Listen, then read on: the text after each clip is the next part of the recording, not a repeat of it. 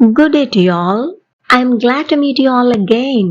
10-day beginners preparatory class-இல் day 1-இல் introduction பார்த்தோம். day 2-இல் nouns என்றால் என்னவென்று விரிவாக பார்த்தோம். links description-இல் கொடுக்கின்றேன்.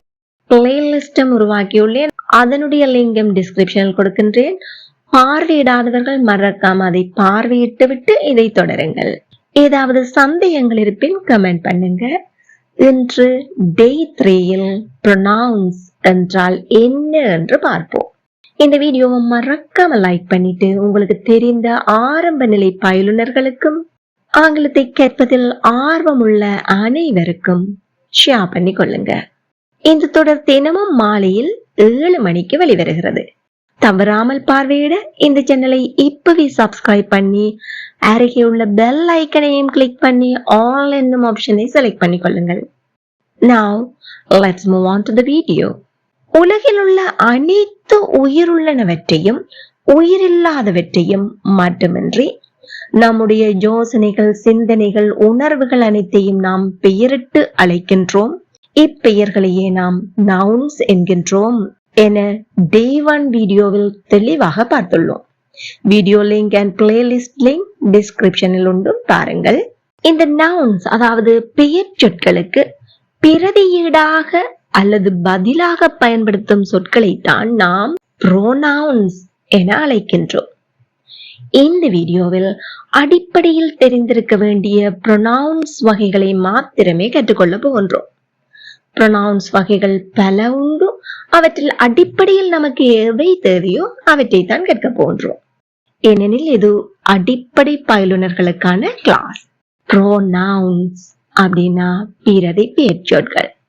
Words that are used to substitute a noun or words that are used instead of a noun in a sentence. Simply we can say words instead of noun. நவுனுக்கு பிரதியீடான பதிலான சொற்கள் அப்படின்னு சிம்பிளா சொல்லிடலாம். இப்ப ஒரு வாக்கியம் ஒன்று பார்ப்போம். ஷீலா ஆடிக்கொண்டிருக்கிறாள். இது நாங்க ஆங்கிலத்தில் எப்படி சொல்வோம்? Sheela is dancing. Sheela is dancing. இங்கு ஷீலா என்பது பெயர் சொல். ஏன்? மனிதர்களை குறிக்கின்ற சொல் ஆகையால் ஷீலா என்பது நவுன். இந்த தமிழ் வாக்கியத்தை வேற எப்படி சொல்லி இருக்கலாம்? அவள் ஆடிக்கொண்டிருக்கிறாள். இங்கு அவள் என்பது ஷீலா என்னும் பெயருக்கு பிரதியீடாக பயன்படுத்தப்பட்டுள்ளது. ஷீலா என்பது பெண்ணை குறிக்கிறது, ஆதலால் அவள் என்று கூறினோம். இது ஆங்கிலத்தில் எப்படி சொல்வோம்? She is dancing. Sheela is dancing என்பதை நாம் she is dancing அப்படின்னு சொல்லலாம். மற்றும் ஒரு உதாரணம், ராம், ராஜா மற்றும் ரகு விளையாடி கொண்டிருக்கிறார்கள். 3 பேரை சொல்லிட்டேன். ராம், ராஜா அண்ட் ரகு are playing. இங்கு பெயர் சொற்கள் என்ன? இந்த 3 பேர்ட்ட பெயருமே பெயர் சொற்கள் தான். இந்த வாக்கியத்தை நாம் தமிழில் வேறப்படி கூறியிருக்கலாம். ராம், ராஜா, ரகு என்பவர்கள் பேசுபவர்கள் அல்ல, பேசுபவருக்கு முன்னால் நிற்பவர்களும் அல்ல. ஆதலால் தேர்ட் பர்சன் ப்ளூரல். நாங்கள் அவர்கள் அப்படின்னு சொல்லுவோம். அவர்கள் விளையாடி கொண்டிருக்கிறார்கள். ஆங்கிலத்தில் எப்படி சொல்வோம்? they are playing. அப்போ ராம், ராஜா, ரகு என்கின்ற பெயர்களுக்கு பிரதியீடாக நாம் பயன்படுத்தியுள்ளது என்ன? அவர்கள், they என்னும் ப்ரோனவுன். ரகு பாடிக்கொண்டிருக்கிறான். Raghu is singing. இங்கு பெயர் சொல்ல என்ன? ரகு என்பது. இதை நாம் வேற எப்படி சொல்லியிருக்கலாம்? அவன் பாடிக்கொண்டிருக்கிறான். he is singing. அப்போ இந்த he என்பது என்ன? ஒரு ப்ரோனவுன், பிரதி பெயர்ச்சொல். ஏன்? ரகு என்பதை குறிக்கிறது. மேலும் ஒரு உதாரணம் பார்ப்போம். பூ மலர்ந்து கொண்டிருக்கிறது. The flower is blooming. இங்கு பூ என்பதும் ஒரு பெயர் சொல் தான். ஏன்? ஒரு ஆப்ஜெக்ட குறிக்குது. இத தமிழ்ல எப்படி சொல்லுவோம் நாங்கள்? அது மலர்ந்து கொண்டிருக்கிறது. அது it is blooming. அப்போ the flower என்பதை it என்று இங்கு குறிக்கின்றோம். ஆதலால் இந்த it என்பது ஒரு pronoun. கீதாவும் நானும் சாப்பிட்டுக் கொண்டிருக்கிறோம். கீதாவும் நானும். அப்போ கீதாவும் நானும் என்பதில் கீதா என்பது ஒரு பெயர் சொல். கீதா என்பது ஒரு பெயர் சொல். இப்ப கீதாவோட நானும் சேர்ந்து விட்டேன். இத நாங்க தமிழ்ல எப்படி சொல்லுவோம்? உடனே நாங்கள் சாப்பிட்டு கொண்டிருக்கிறோம் அப்படின்னு சொல்லுவோம். நாங்கள் என்பதை ஆங்கிலத்தில் we என்போம். We are eating. அப்போ கீதா and I என்பதற்கு பிரதியீடாக பயன்படுத்தப்பட்ட சொல் என்ன? we. ஆகவே we என்பது ஒரு pronoun. இப்போ நாம அடிப்படையில் அத்தியாவசியமாக நமக்கு தெரிந்திருக்க வேண்டிய pronouns வகைகளை விரிவாக பார்ப்போம். சாதாரணமா ஒரு வாக்கியத்தில் பெயர்ச்சொல் எழுவாயாகவும் செயற்படு பொருளாகவும் பயன்படும். ஒரு வாக்கியத்தை நீங்க எடுத்தீங்கன்னா தெரியும், அதுல பெயர்ச்சொற்கள் தான் எழுவாயாகவும் செயல்படும், செயல்படு பொருளாகவும் செயல்படும். அதாவது சப்ஜெக்ட். சப்ஜெக்ட் என்பது என்ன? எழுவாய், doer of the action, செயலை செய்பவர், doer of the action. Object அதாவது செயற்படு பொருள் அப்படின்னா என்ன? receiver of the action, action செயலை பெற்றுக்கொள்வது, இதன் மீது அந்த செயல் நடைபெறுகிறதோ அதுதான் என்ன? receiver, object செயற்படு பொருள். ஆகவே இந்த வீடியோவில் நாம் subject pronouns, object pronouns பற்றி தெளிவாக பார்ப்போம். இந்த வீடியோ உங்களுக்கு பயனுள்ளதாக இருக்குமா? மறக்காம ஒரு லைக் பண்ணிடுங்க. pronouns, இத நாங்க subject pronouns, object pronouns என்ற வகையில் பார்ப்போம். I, நான், we, நாங்கள், you, நீ அல்லது நீங்கள், he, அவன் அல்லது அவர், she, அவள், it, அது, இது, உது, they, அவர்கள். சில சந்தர்ப்பங்களில் அவைகள் என்ற அர்த்தத்திலும் வரும். அடுத்து நாங்க பார்ப்போம் இவற்றுக்கு பொருத்தமான ஆப்ஜெக்ட் ப்ரொனவுன்ஸ் என்ன என்று பார்ப்போம். மீ, என்னை, அஸ், எங்களை அல்லது நம்மை, யூ, உன்னை அல்லது உங்களை, ஹிம், அவனை அல்லது அவரை, ஹர், அவளை, இட், அதை, இதை, அதனை, இதனை என்றவாறாக பொருள் கொள்ளலாம். அதே போல them என்பது அவர்களை, சில சந்தர்ப்பங்களில் அவற்றை என்ற பொருளும் கொள்ளும். இவை வாக்கியங்களில் எப்படி பயன்படுத்தப்படுகின்றன என்று பார்ப்போம். ஷீலா ரகுவை பார்த்தாள். இங்க இருக்கின்ற பெயர் சொற்களவை ஷீலா அண்ட் ரகு. செயல் என்ன? பார்த்தாள், அதான் verb. அப்போ doer, செயலை செய்பவர் யார்? ஷீலா. ஆகவே அது ஒரு சப்ஜெக்ட் ப்ரொனவுன் ஆக, அப்போ இங்கு ஷீலாவுக்கு பிரதியீடாக பயன்படுத்தக்கூடிய ப்ரோனவுன் எது? Subject pronoun she. ரிசீவர் யாரு? ரகு. ரகு என்பவர் மீது செயல் நடைபெற்றுள்ளது. பார்த்தவர் ஷீலா, பார்க்கப்பட்டவர் ரகு. ஆகையால் ரகு என்பதற்கு பிரதியீடாக ஆப்ஜெக்ட் ப்ரோனவுன் him என்பதை பயன்படுத்த வேண்டும். he பயன்படுத்த முடியுமா? இல்லை. ஏன்? he என்பது சப்ஜெக்ட் ப்ரோனவுன். ஆகவே நாம் தெரிவு செய்ய வேண்டியது எது? Object pronoun him. புரிந்து கொண்டீர்களா? வாங்க, அப்ப ஆங்கில வாக்கிய அமைப்பு உங்களுக்கு இங்கே தெரிந்திருக்க வேண்டும். ஆங்கில வாக்கிய அமைப்பு படி SVO, அதாவது சப்ஜெக்ட், வெர்ப், ஆப்ஜெக்ட் என்றவாறு அமையும். இங்கு பார் என்பதை நாம் சி என்று சொல்வோம். பார்த்தாள் என்பது கடந்த காலத்தை குறிக்கிறது. ஆகவே அதனுடைய இறந்த கால வடிவம் saw. இப்போ வாக்கியத்தை சொல்லி பார்ப்போமா? She saw him. She saw him. Again, she saw him. இப்போ இன்னும் ஒரு வாக்கியம் பார்ப்போம். ரகு சீலாவை பார்த்தான்.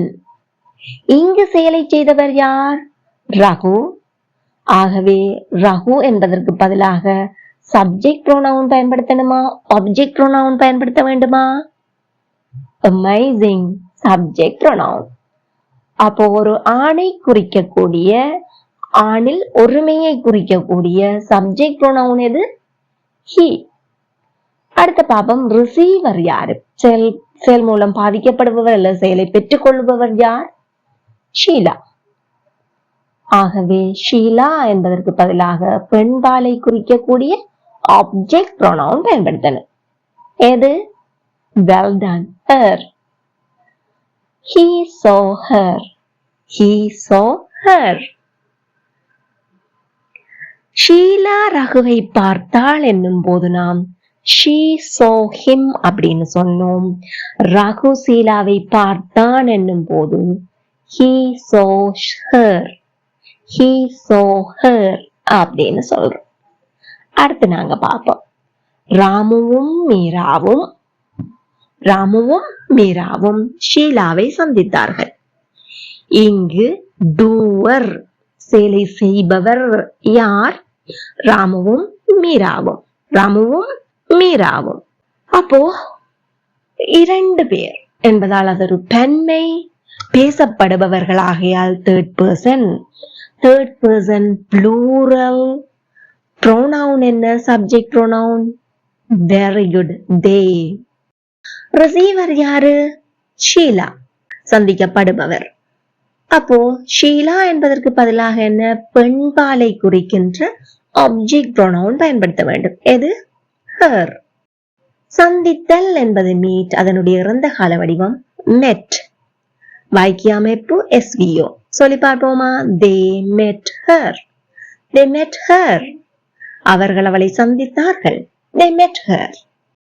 அடுத்த உதாரணம், நான் சாந்தியை சந்தித்தேன். இங்கு டூவர் யாரு? நான் என்பது சப்ஜெக்ட் ப்ரோனவுன் தான் என்று உங்களுக்கு ஏற்கனவே தெரியும். அப்ப ஐ. ரிசீவர் யாரு? சாந்தி என்பது ஒரு பெண்ணுடைய பெயர். அப்ப பெண்பாலை குறிக்கின்ற ஆப்ஜெக்ட் ப்ரோனவுன் her. SVO வடிவம். I met her. சாந்தி என்னை சந்தித்தாள். இங்கு செயலை செய்தவர் யாரு?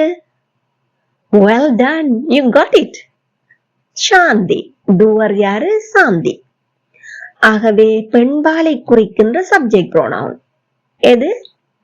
Very good, she. ரிசீவர் யாரு? என்னை. அப்போ என்னை என்பது என்ன? Object pronoun.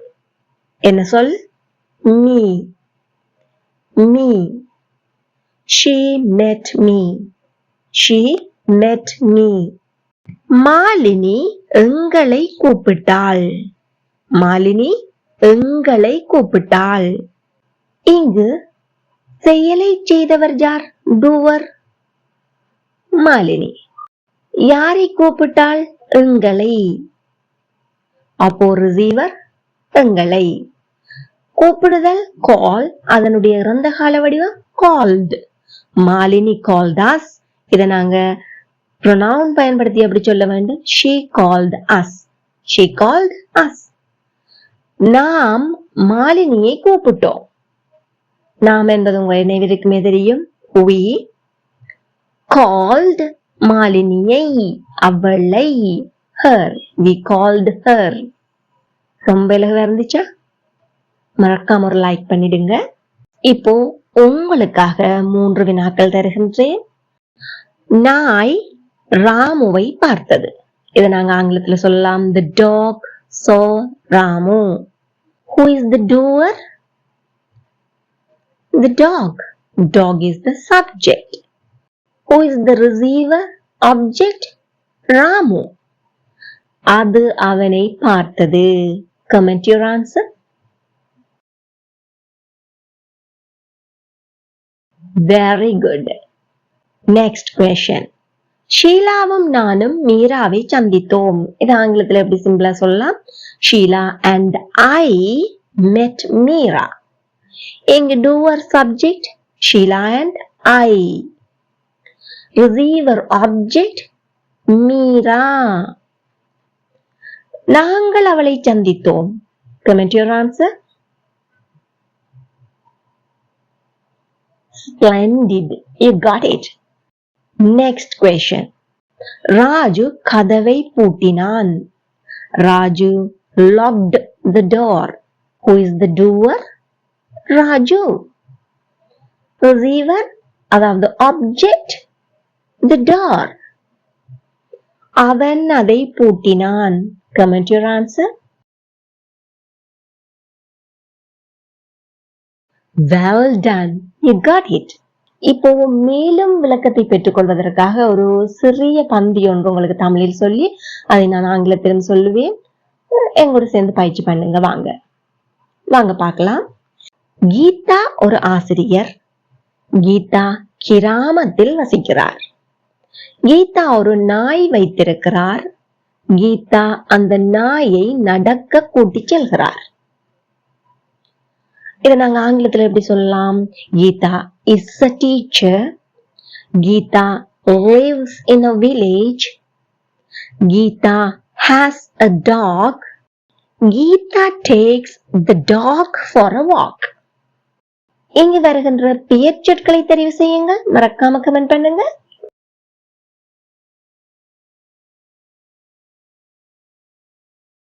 Amazing. இந்த பெயர்ச்சொற்களுக்கு பதிலாக அதாவது நவுன்ஸுக்கு பிரதியீடாகத்தான் நாம் ப்ரோனவுன்ஸ் பயன்படுத்துகின்றோம். அதுதான் இவ்வளவு நேரமா பார்த்துட்டு இருந்தேன். உங்களுக்கு நல்லா புரிஞ்சிருக்கும் நம்புறேன். ஏதாவது சந்தேகங்கள் இருக்குன்னு மறக்காம கமெண்ட் பண்ணுங்க. I will help you. எல்லா பெயர்ச்சொற்களுக்கும் பதிலாக ப்ரோனவுன்ஸ் அதாவது பிரதி பெயர்ச்சொற்களை பயன்படுத்துவோமா? சற்றே சிந்தித்து பாருங்கள். நிச்சயமாக இல்லவே இல்லை. ஏன்? ஒரே பெயர்ச்சொல்லை மறுபடி பயன்படுத்துவதை தவிர்க்கவே பிரதி பெயர்ச்சொல்லை பயன்படுத்துகின்றோம். அதாவது ப்ரோனவுன்ஸ் பயன்படுத்துவோம். இங்கு மறுபடி பயன்படுத்தப்பட்ட அதாவது மீளவும் பயன்படுத்தப்பட்ட பெயர்ச்சொற்களவை கீதா என்பது பல தடவை பயன்படுத்தியுள்ளோம். உதாரணமாக 4 தடவைகள். அதே போல டாக் என்பதையும் 2 தடவைகள் பயன்படுத்தியுள்ளோம். மற்ற அனைத்தும் அதை தவிரவும் பெயர்ச்சொற்கள் அங்கு இருக்கின்றன. ஆனால் அவை ஒரே ஒரு தடவை தான் வந்திருக்கின்றன. அப்போ பெயர்ச்சொற்களை மீள பயன்படுத்தும் போது முதற் தடவை பயன்படுத்தும் போது நாங்கள் பெயர்ச்சொல்ல அவைகவே பயன்படுத்துவோம்.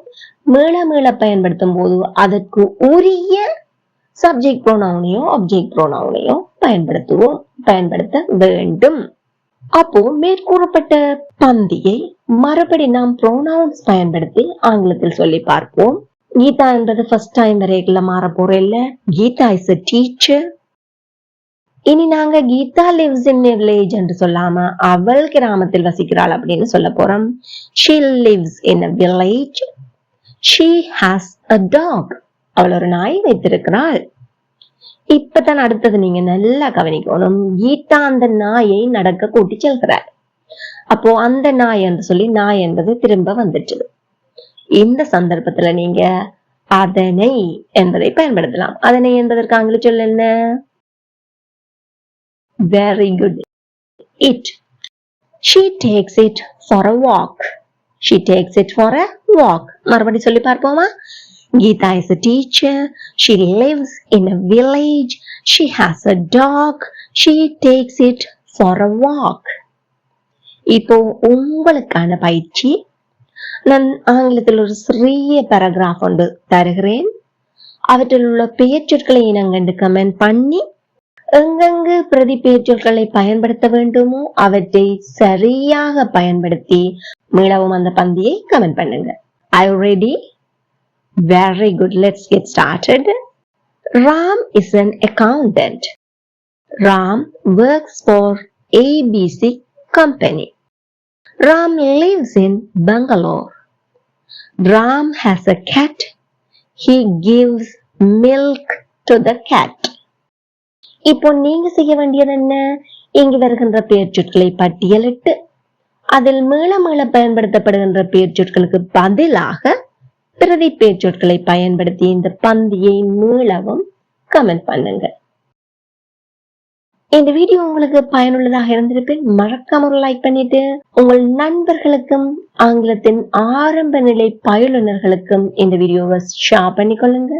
இதே போல மேலும் பல பயனுள்ள வீடியோக்களை பார்வையிட இந்த சேனலை இப்பவே சப்ஸ்கிரைப் பண்ணி அருகே உள்ள பெல் ஐக்கனை அமர்த்தி கூடவே ஆல் என்கின்ற ஆப்ஷனை select பண்ணிக்கொள்ளுங்கள். Let me meet you in day 4 video at 7 p.m. tomorrow.